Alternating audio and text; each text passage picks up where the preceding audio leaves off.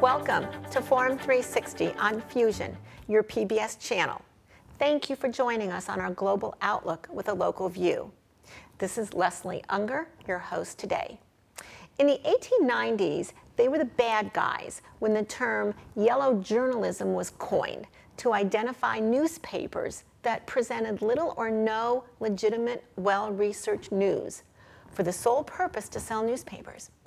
In the 1970s, they became the good guys with the work of Woodward and Bernstein, the Washington Post, and Watergate. It seems like these days they are often the bad guys again, the victim, the subject of, or the vehicle for fake news. Today we are talking about the challenges of 21st century media, print journalism, the traditional media, and in some ways social media. Our guest today is Brian Tucker, former editor and publisher of Crain's Cleveland Business, the Bible for businesses and professionals in Northeast Ohio. In his 28 years at Crain's, you could say he saw it all. To share with us his wisdom and observations, we welcome Brian Tucker. Thank you so much. It's nice to be here. It must be interesting for you to observe. Now that you're not directly involved, it must be kind of interesting. Do you look at things differently since you're not involved in the day-to-day grind of business and deadlines and putting out your weekly paper? Does it look different or is it the same?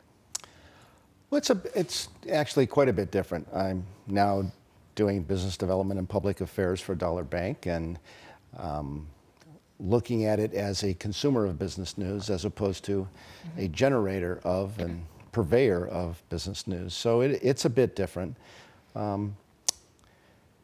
But I'm just as alarmed now as I was when I retired 4 years ago about the changing nature of the business of journalism. So tell us some things that cause that perhaps alarm fire to go off. Tell us some things that cause you alarm when you look at the landscape of media today. Mostly it's the business model is under siege.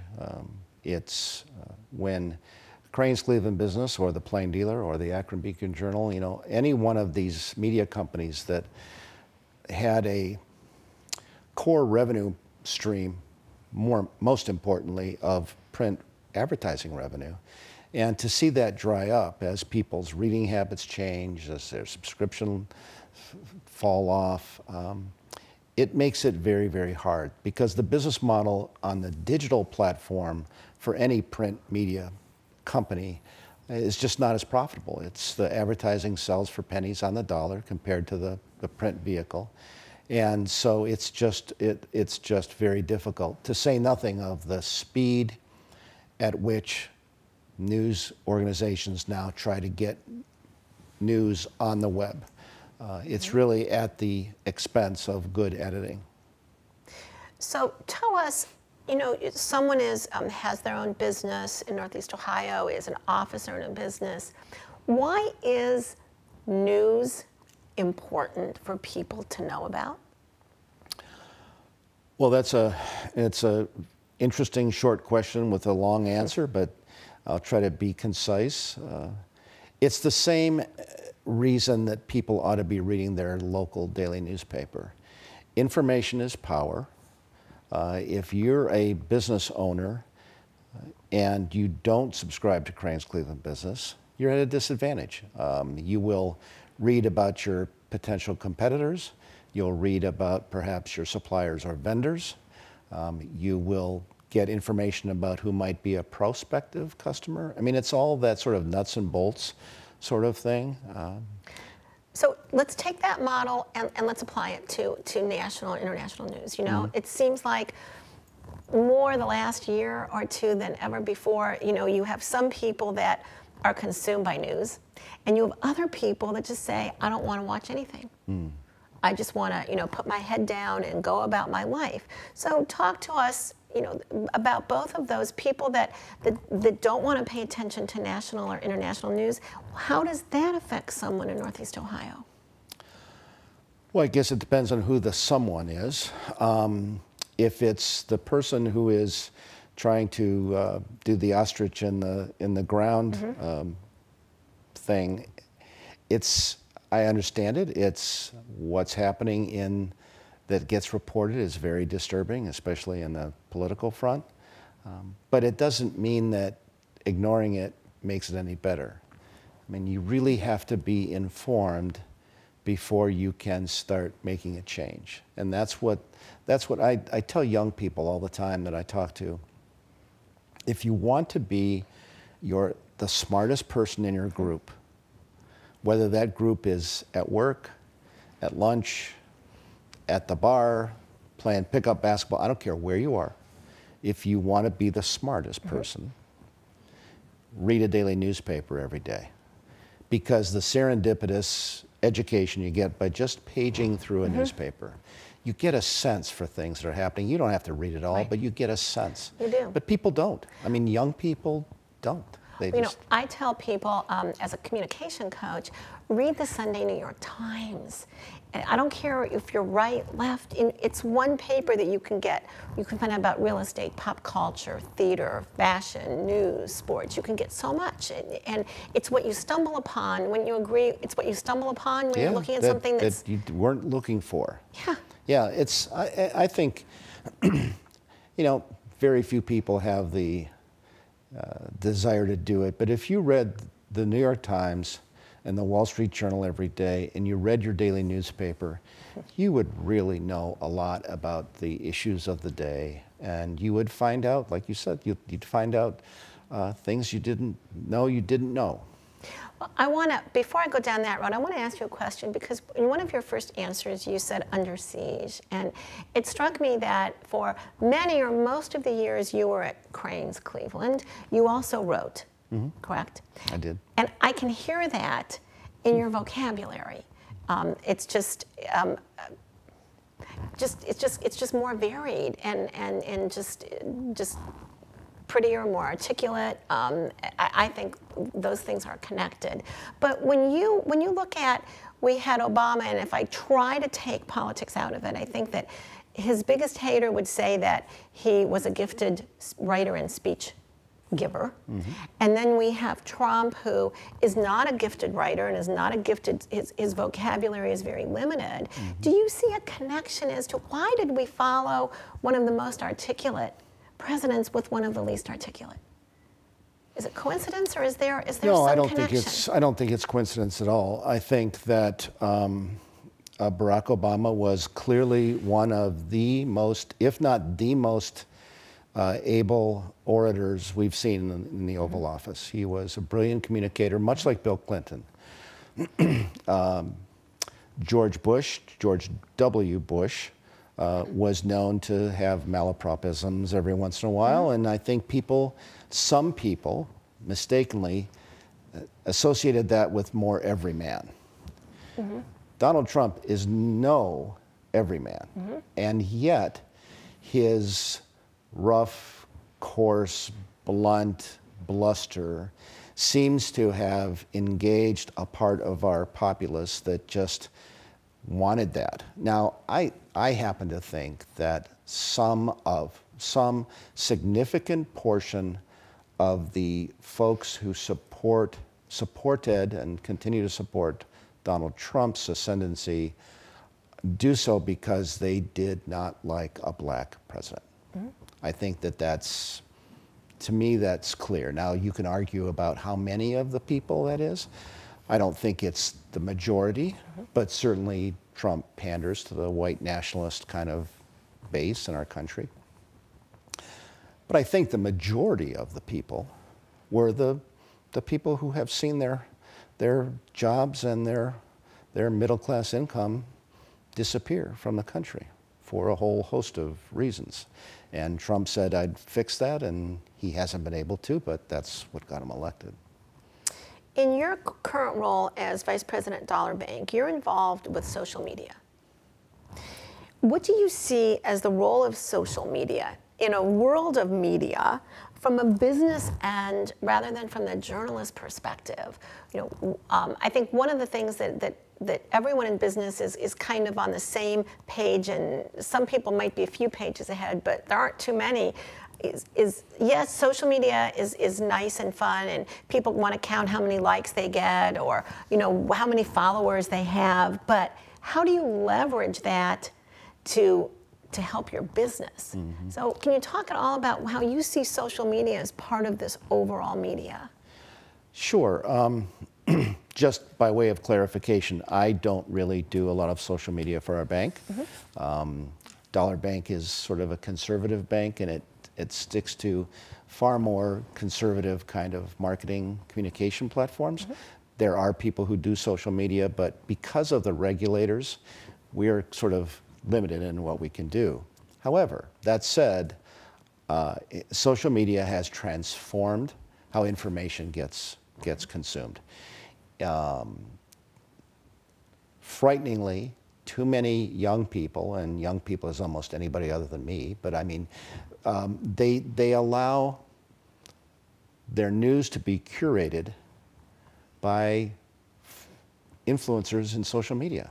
So they don't go looking for a newspaper to read edited, vetted articles about things. They will get something transferred, shared via Facebook or whether or not Instagram, it happens to be or true. whether it happens to be true. And that's how the Russians became so adept at influencing public opinion, because they created these websites that look perfectly believable.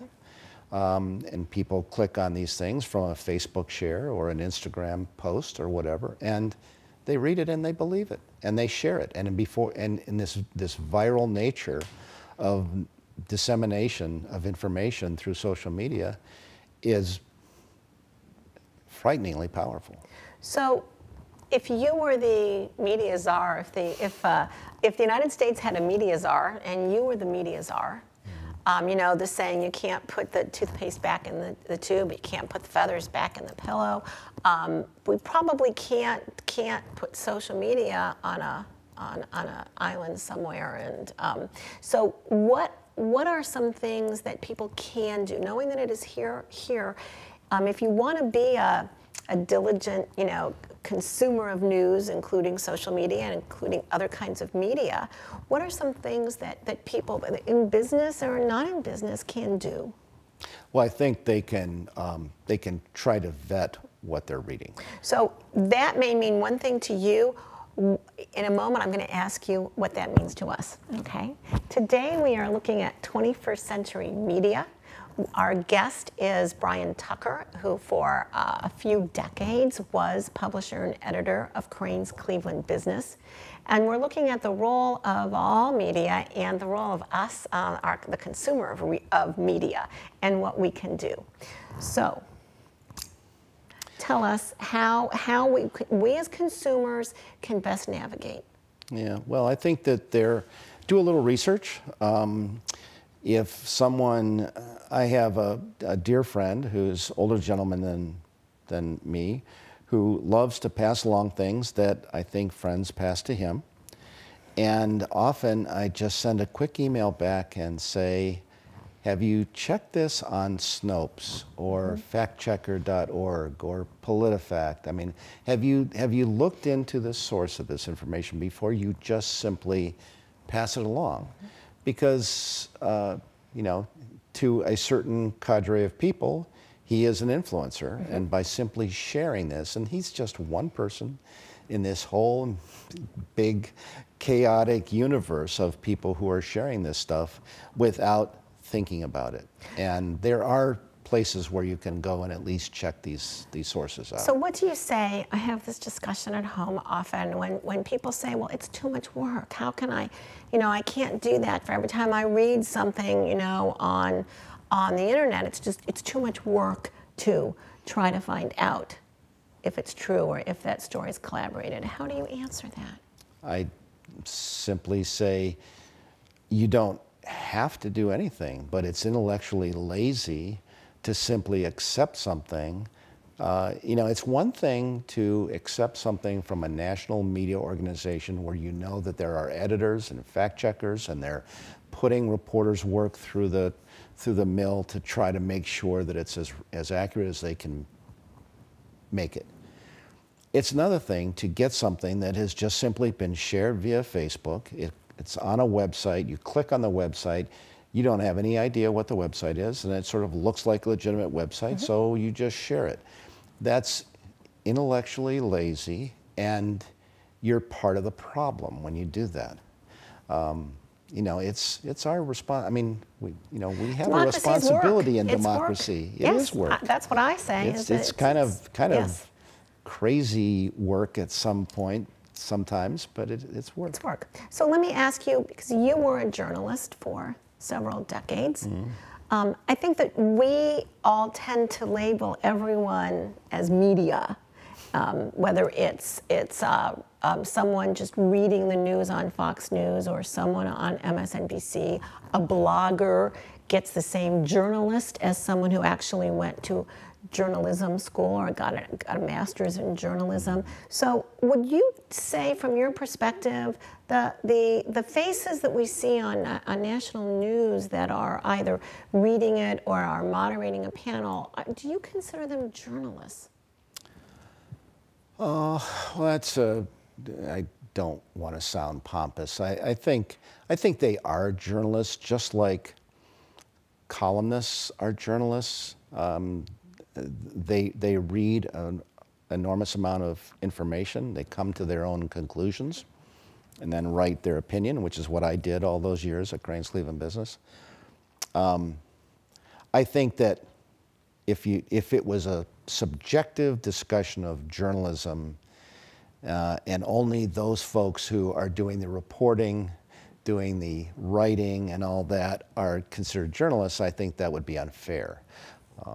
But I think I think everybody who came out of the print journalism world, which I did with daily newspapers and then the Associated Press and then Crain's, we see ourselves as journalists.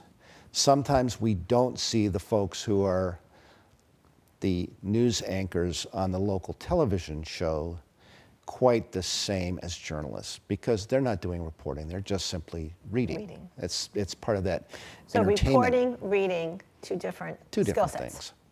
People used to say, they don't quite say it now, they say something else, but people used to say that something was just taken out of context, whether it really was or not, but if they didn't like it, they would say that was taken out of context. Now they say fake news. So from your perspective, as a journalist for several decades, what is fake news? Well, it's interesting. Fake news has actually been with us for a very, very long time. It goes back centuries. I mean, there was a time in America where daily newspapers were really just political propaganda pieces, and they were created to attack the other party or the other interest. You know, it's fake news. Has been around in political campaigns forever. And in fact, fake news is what you hear, it seems, every time a political TV commercial comes on, because some of the stuff is just totally outrageous. And I know it's untrue, and yet because of our First Amendment rights, people can just say it. So fake news has gotten much more dangerous now, though, because of what I was talking about before in terms of these websites that look so perfectly legitimate, that people who don't really want to dive into it, or it already matches their preconceived notion, they just think it's absolutely right, and it's not. And yet people like Donald Trump will castigate the Washington Post and the New York Times as fake news, which is preposterous and outlandish, but it's because he doesn't like it. I mean, I can't tell you how many people in my journalism career told me, you misquoted me, when what they really meant was, you wrote what I said, but I didn't want you to say that. Yes, no, I totally get that. You know, I returned from a trip a couple months ago where I took hardback books with me. My plan was paperback or hardback, I would read them, I would leave them there, okay, and then I would have more room, when I came back, but I like to read a book. Where do you see print media's future?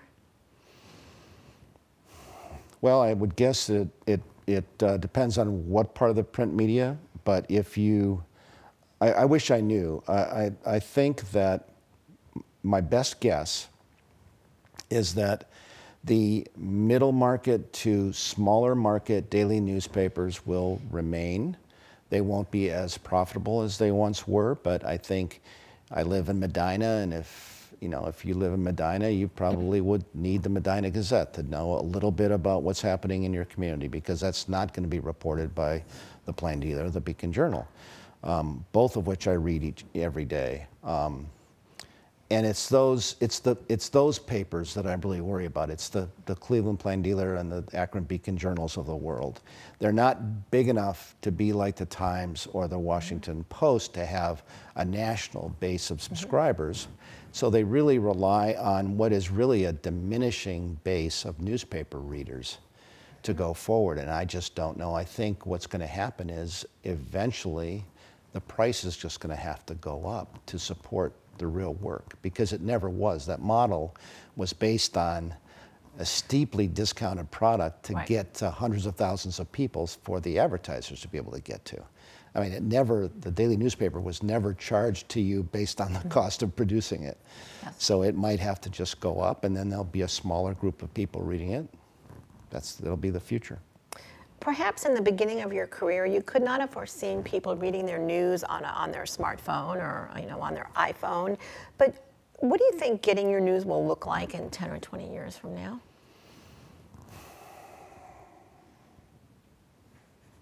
I think probably it will still come via some sort of electronic device. But there might be a time when we don't see printed newspapers anymore. I mean, it might be that the newspaper per se will be delivered on some sort of digital device, but the digital device probably will be a little bit bigger than what we have now. It'll be a sort of more of a hybrid, kind of like the Galaxy Note, these phablets that they're talking about now. The model of printing tens or hundreds of thousands of printed pieces of paper it's just hard for me to see it going forward. I really kind of hope like wedding invitations. Kind of like wedding it's about half and half. Yeah, whether it's Evite. an Evite, that's right. Yeah. In the remaining minutes that we have, let me ask you a short question, praying for a short answer. Why the bad rap? Why is the media so polarizing today? Why is it what? So polarizing. Probably because it delivers information that makes people uncomfortable. The old adage in the muckraking days of journalism, I don't know if it was Lincoln Steffens or who was it, that said that the journalist's mission is to comfort the afflicted and afflict the comfortable. And I think that part of the mission just irritates a lot of people, but it's important. So let's go back. In a few words, what did our forefathers mean in the term free press? Oh, I think they meant at the time exactly what it was, which was a totally unfettered, they came from a country that controlled the press, and they thought that it was very important for this country to have absolutely no shackles on the way information is distributed, and that they knew with incredible foresight, like they have in so many other things, that it was going to be an important check on the power of government. If you had a magic wand, what one way would you fix this relationship between the citizens of America and the media? If I had a magic wand, I would probably show each and every one of them, one at a time, one instance of how a newspaper story improved their life. The negativity toward the media will end when? I don't think it will. In one or two words, the role media will play in the next election, the next presidential election? Immense. And Cleveland's biggest accomplishment while you were at Crain's Cleveland? Probably the true and lasting remake of the center city of downtown Cleveland. The idea that there are now close to 20,000 people living in downtown Cleveland was something that nobody could have foreseen. I mean, it was really remarkable. And in 2 or 3 words, 2 names or 3 names, the person that surprised you the most when you met them in person or interviewed them? George H.W. Bush. Okay, that's it. It was easier when we were taught, and we believed that if it was in writing, it was true. Now, we don't always know what is true. Today, our guest, Brian Tucker, former publisher and editor of Crain's Cleveland Business, has helped us understand the news that we get on our laptop, in print, and social media, and what defines fact. Thank you for joining us on Forum 360 on your Fusion PBS channel. I'm Leslie Ungar. Forum 360 is brought to you by Electrical Impulse Communications, the John S. and James L. Knight Foundation, Hudson Community Television, the Rubber City Radio Group, an anonymous donor, the Jewish Community Board of Akron, Medical Mutual of Ohio, Blue Green, and Forum 360 supporters.